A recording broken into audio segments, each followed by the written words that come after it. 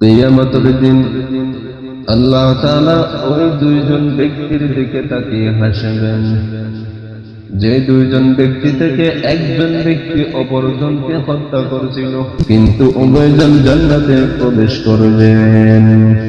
সেখানে একজন ছিল কাফের আর একজন ছিল মুসলিম।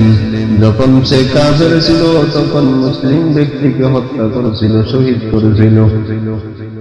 এরপরে যখন তার অন্তরে বুঝ আসলো, তখন রাসূলের কাছে গিয়ে সে বায়আত গ্রহণ করে সে কাফের আবার মুসলমান হয়ে গেল। মুসলমান হয়ে যাওয়ার পরে সে আল্লাহর রাস্তার মধ্যে জিহাদ করলো। সেই আল্লাহর রাস্তার মধ্যে জিহাদ করার কারণে সে কানো শহীদ হয়ে গেল।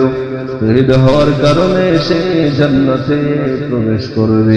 সুতরাং উভয়জন জান্নাতে প্রবেশ করবে। কাতিল এবং মাকতুল, হত্যাকারী এবং হত্যা যাকে করা হয়েছে, সে উভয়জন জান্নাতে প্রবেশ করবে।